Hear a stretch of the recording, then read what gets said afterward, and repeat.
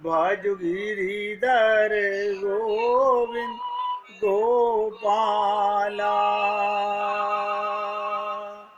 भज गिरिधर गोविंद गोपाला। भजो मुरली मनोहर नंद लाला। भजो मुरली मनोहर नंद लाला। भज गिरिधर गोविंद गोपाला। भज गिरिधर गोविंद गोपाला। भजो मुरली मनोहर नंद लाला। भजो मुरली मनोहर नंद लाला। भज गिरिधर गोविंद गोपाला। भज गिरिधर गोविंद गोपाला। बोलिए वृंदावन बिहारी लाल की जय। जय जय श्री राधे। जय जय श्री राधे। सभी भक्तों से निवेदन, बहुत एकाग्रचित होकर सत्संग के प्रत्येक शब्द को हृदयंगम करने का भरसक प्रयत्न कीजिए। मौका मिला है, असली कमाई करो या ना करो, भगवान ने मौका तो दिया, लेकिन हमारी कोई कमी रहेगी जिसके कारण हम वो कमाई नहीं करके जाएंगे जिसके लिए शरीर मिला। आज नारद जयंती है। सभी भक्तों को उन भक्ति के आचार्य नारद जी की जयंती की हार्दिक शुभकामनाएं। भागवत महापुराण के अनुसार देव ऋषि नारद भगवान के तीसरे अवतार हैं। भागवत के पहले स्कंद के तीसरे अध्याय का 8वें श्लोक में कहा गया, तृतीय ऋषि सर्गम च देव ऋषि मयुपुत्तेशे। तीसरा अवतार गोविंद राधे। देव ऋषि नारद रूप का बता दे। इस पृथ्वी पर भक्ति का प्रचार करने वाले सबसे बड़े आचार्य नारद जी ही हुए। नारद जी ब्रह्मा के मानस पुत्र हैं। भगवान अपनी शक्ति के रूप में सत्यावेशावतार धारण करते हैं। नारद जी मुख्य शक्त्यावेशावतार हैं, जिनमें साक्षात, ध्यान से सुनो, भक्ति की शक्ति का आवेश हुआ। ये आपके और हमारे हृदय में जो संत महात्माओं की कृपा का फल भक्ति मिलती है, उसके आचार्य ये नारद जी ही हुए हैं। भगवत भक्ति की स्थापना एवं प्रचार के लिए नारद जी का आविर्भाव हुआ। नारद जी का प्राकट्य ही भक्ति के प्रचार के लिए हुआ है। इस पृथ्वी पर जितने जीवों का कल्याण नारद जी ने किया है, उतना शायद ही किसी ने किया हो। 84 सूत्र नारद भक्ति के बने, नारद भक्ति दर्शन। तो देव ऋषि नारद निरंतर हरि गुणगान करते हुए तीनों लोकों में विचरण किया करते हैं। इनकी वीणा भगवत जप महती नाम से विख्यात है, जिसमें से नारायण नारायण की ध्वनि निकलती रहती है। बजती वीणा है, ध्यान से सुनिएगा, और उसमें से नारायण की ध्वनि निकलती है।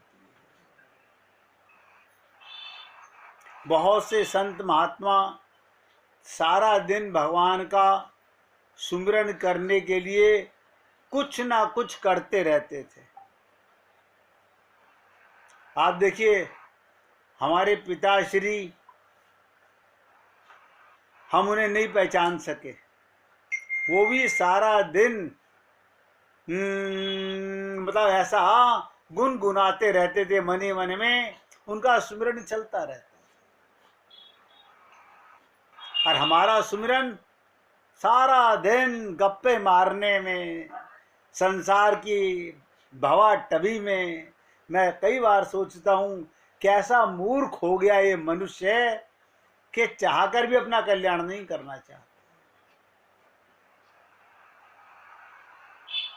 नारद जी, नारद पुराण, नारद स्मृति, नारद पांचरात्र, वो नारद भक्ति सूत्र, इनके प्रमुख ग्रंथ हैं। ये नारद जी के 5 बहुत मूल ग्रंथ हैं। नारद पुराण, नारद स्मृति, नारद पांचरात्र और नारद भक्ति सूत्र। और नारद भक्ति सूत्र इनका भक्ति संबंधी प्रमुख ग्रंथ है, जिसमें भक्ति तत्व का अत्यंत सुंदर निरूपण किया गया। किसके लिए किया गया? वो तो स्वयं नारायण के अवतार हैं, हमारे कल्याण के लिए। भक्त प्रहलाद, भक्त अम्बरीश, भक्त ध्रुव इत्यादि कई भक्तों को उपदेश देकर इन्होंने भक्ति मार्ग में प्रवृत्त किया। रामायण व भागवत जैसे दिव्य ग्रंथ की प्रेरणा देने वाले देव ऋषि नारद ही थे। आज इस परम पावन जयंती के उपलक्ष्य में हमें देव ऋषि से अन्य निष्काम भक्ति की याचना करनी चाहिए। यह भी बड़ी कठिन चीज है कि संसार का जीव मांगे बिना मानता नहीं, और भगवान बिना मांगे ही देते हैं। तो नारद जी ने निष्काम भक्ति,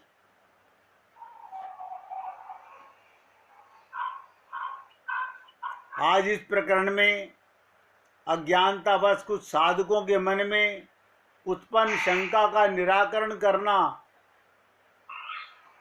अप्रासंगिक नहीं होगा। कुछ साधकों के मन में प्रश्न उत्पन्न होता है कि राधा कृष्ण की अनन्य भक्ति करने वालों को अन्य अवतारों की जयंती मनाने से क्या प्रयोजन? अरे बाबा, गुरु तो आचार्य हैं, गुरु ही तो वो द्वार है, गुरु ही तो वो कड़ी है जो भगवान से जोड़ता है। भक्ति मार्ग पर चलने वाले पथिक को अपने इष्ट देव, गुरु व भक्ति मार्ग, ध्यान दे 3 चीजें।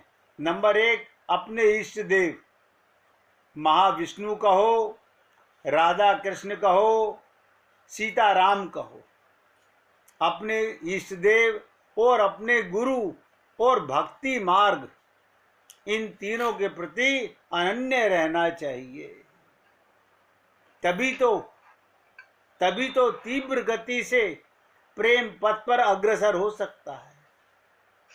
कल मैं आपको बुद्ध जयंती पर बता रहा था, तो कहने का तात्पर्य अब ये चाह की बात है।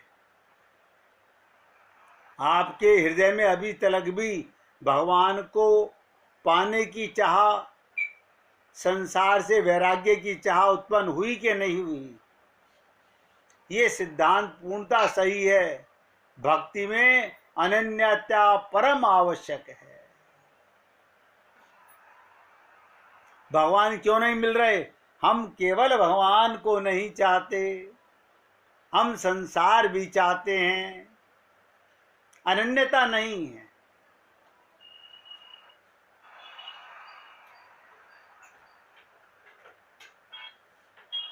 इसलिए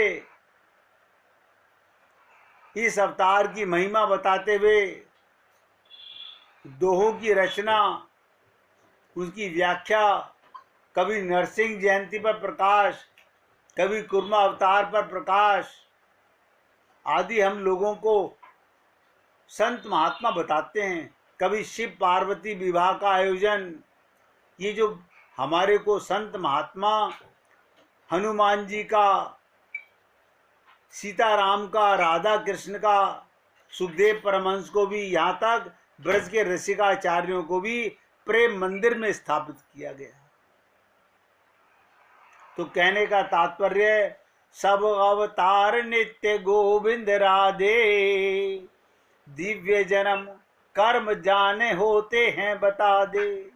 अवतार सभी पूर्ण गोविंद राधे, शक्ति प्राकट्य कई नाम दिला दे। यही वो आचार्य हैं, यही वो नारद जी हैं जिनके द्वारा ही वेद व्यास जी को श्रीमद् भागवत महापुराण की प्रेरणा मिली थी। और कृष्ण द्वैपायन वो भी भगवान के अवतार हैं, वेद व्यास जी। उनकी कृपा से हम सबको श्रीमद् भागवत महापुराण का रसास्वादन सुखदेव जी ने कराया। यहाँ तक संस्कृति में मनाए जाने वाले, ध्यान दें, Mother's Day, Father's Day, Valentine Day, New Year जैसे पर्वों को भी मनाकर हमारे गुरु भगवान से जोड़ते थे। वो कहते इनको भी भगवान के साथ जोड़ो। जब त्वमेव माता से पिता त्वमेव, तो मदर्स डे कौन, फादर्स डे कौन, अपना अपना भाव है।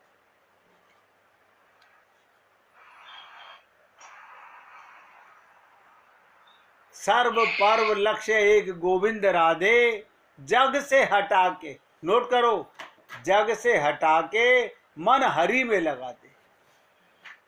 अर्थात हर पर्व को मनाने का लक्ष्य यही है कि किसी भी प्रकार हमारा मन, या बहुत ध्यान से सुनेंगे,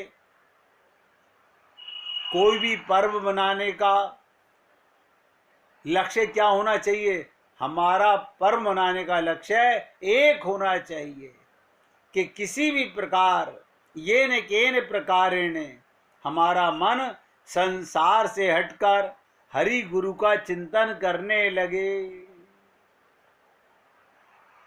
लेकिन मेरे कहने से क्या होगा? आप अपने हृदय पर हाथ रखकर देखिए कि हमें सारा दिन किसका चिंतन होता है, हमारे मुख से क्या शब्द निकलते हैं और हमारे कान कौन सी वाणी सुनते हैं, वैसा ही मन चिंतन करेगा। जैसी मुख से चर्चा वैसा मन का चिंतन। जरूरी काम के लिए मुख से बोलना आवश्यक है, जरूरी बात का करना आवश्यक है, लेकिन फजूल चर्चा करना, जग चर्चा करना, ये हृदय का आईना है कि हमारे हृदय में भगवान बैठे हैं, गुरु बैठे हैं या संसार बैठा है। तो कहने का तात्पर्य, अनन्यता का ये अभिप्राय कदापि नहीं। हम अपने इष्ट देव के नाम पर, राधा कृष्ण की भक्ति के नाम पर अन्य अवतारों की उपेक्षा करें। हमारे गुरुदेव ने कहा सभी अवतारों को हृदय से भगवान का स्वरूप मान के स्वीकार करना चाहिए, उन्हें नमन करना चाहिए, उनकी वंदना करना चाहिए। अनन्य भक्ति तो साधक को तृण से भी अधिक दीन बना देती है। देखिएगा, अगर हमारा अभी तक अहंकार नहीं मिटा तो हम अनन्य भक्त हैं ही नहीं। तिनके से भी दीन बना देती है अनन्यता। अनन्य भक्त के लिए जड़ चेतन सभी वंदनीय हो जाते हैं। क्यों? जड़ भी भगवान बने हैं और चेतन भी भगवान बने हैं। तभी तो गोपियों की बात आती है कि जित देखूं तित श्याममयी है। वो सर्वत्र अपने इष्ट के ही दर्शन करता है। जैसे गोपियां कहती थी, जित देखूं तित श्याममयी, श्याममयी है। तुलसीदास जी ने क्या कहा कि सिया राम मैं सब जग जानी, करऊं प्रणाम जोरी जुग पानी। अनन्य रामोपासक होकर भी तुलसीदास जी रामचरितमानस में देखिएगा, भगवान राम के उपासक होकर के उन्होंने गणपति जी को, भवानी को, देवी को, शंकर आदि सबकी वंदना की।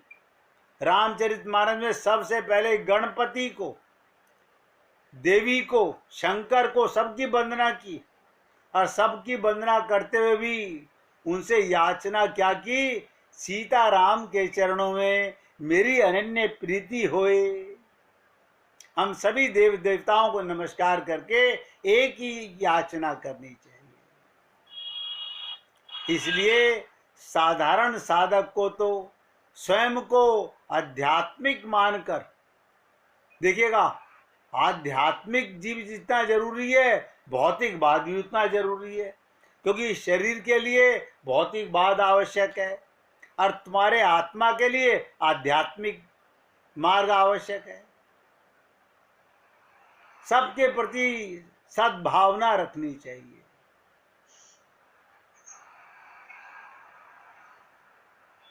सभी तो हमारे प्राण बल्लभ श्यामा श्याम के ही अविंद रूप हैं। ये जितने भी अवतार पृथ्वी पर अवतरित हुए हैं, ये कौन हैं? ये भगवान के अंशावतार हैं। जब गोपियां सब में भगवान को देखती हैं, हम अंशावतारों में भी भगवान को नहीं देखते।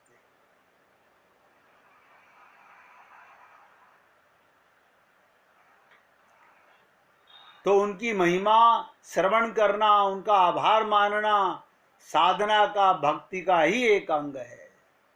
इसका ये अर्थ नहीं हम समस्त अवतारों को अपने पूजा घर में विराजमान कर लें।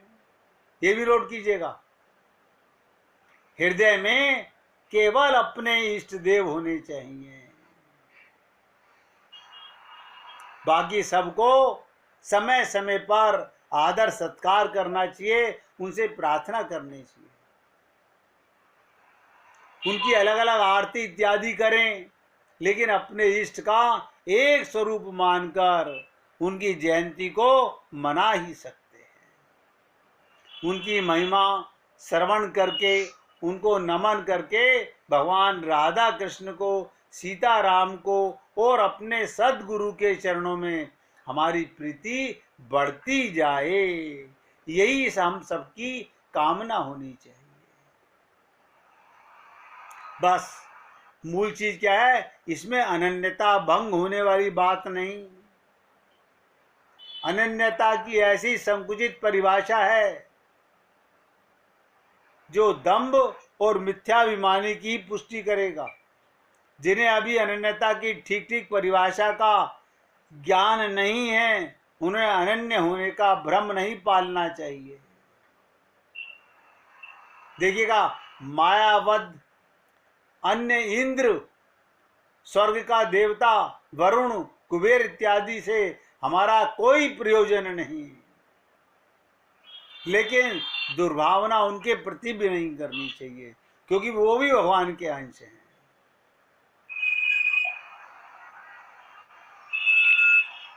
नारद जी ने अनन्यता पर बहुत जोर दिया। अनन्यता की परिभाषा बहुत गहरी और बहुत सूक्ष्म है। अब ध्यान से सुनेंगे। देव ऋषि नारद ने अपने नारद भक्ति सूत्र में स्पष्ट किया, अन्य आश्रयाणाम त्यागो अनन्यता।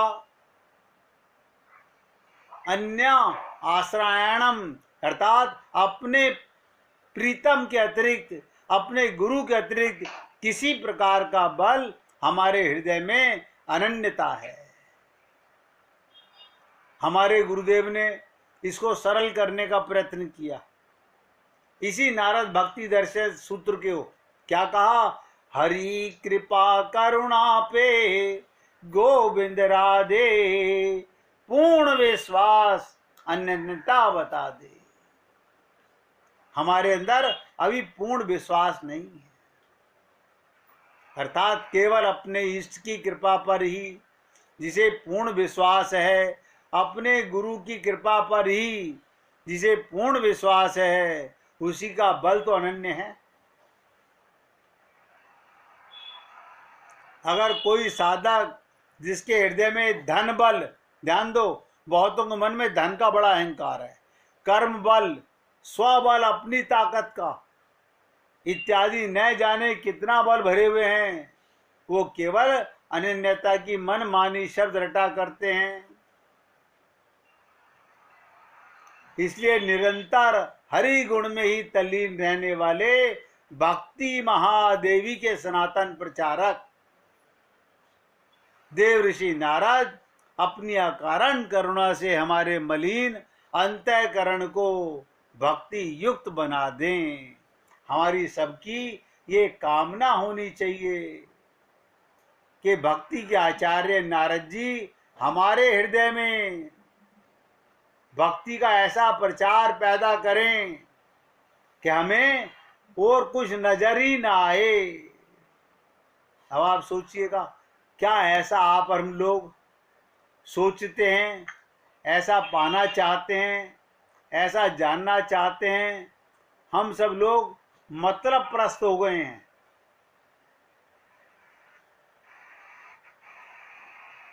हम समझ ही नहीं पा रहे। हानि कुसंग सुसंगति लाहू, लोकों भेद विदित सब काहू। बुरी संगति से हानि और अच्छी संगति से लाभ होता है। ये बात ग्रंथों में और सभी संत महात्मा हमें बताते हैं। हर 2 लाइन में संत संग में सुख मिलना है, संत संग में सुख मिलना है, संग कुसंग नहीं करना है। अब हमारा मन, ध्यान से सुनिएगा, बड़ी विचित्र बात बताने जा रहा हूं। मन को स्थिर कैसे करें?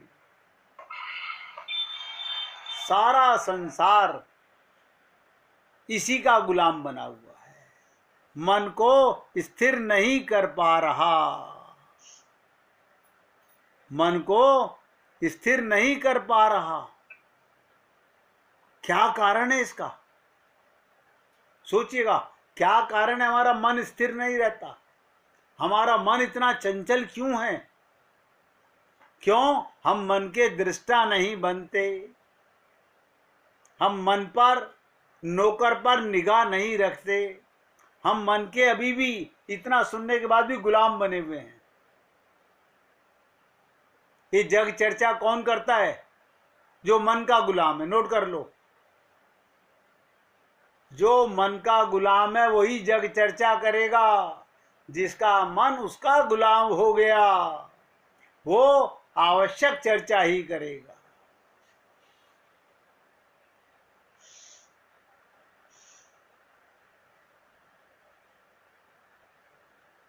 किसी ने कहा ये अस्थिरता, चंचलता का नाम ही तो मन है। ध्यान दीजिएगा, जो इधर से उधर मचले, जो इधर उधर की बातें सोचे, यानी मन स्थिर होता ही नहीं है। मन को एकाग्र करना कोई आसान काम है? जैसे लहरें, पानी का नेचर है, लहरें उठेंगी। ध्यान दीजिएगा, लहरें उठेंगी, ऐसे मन में लहरें, तरंगे उठेंगी। तो फिर क्या करें? बस इतना सोचो कि लहर उठती काहे में से है? पानी में से। पानी कौन है? मूल तत्व परमात्मा। हम उसके अंदर हैं। अपने मन को सदा भगवान में डुबोए रखो। हमने क्या कर रखा है? मन से मन के संबंध बना रखे हैं, यानी मन ने मूल संबंध को भुला दिया है। हमारी सबकी कमजोरी बता रहा हूं। 1 मिनट कीर्तन कीजिए, नारद जी जो करते थे, इसके बाद ये चर्चा करेंगे।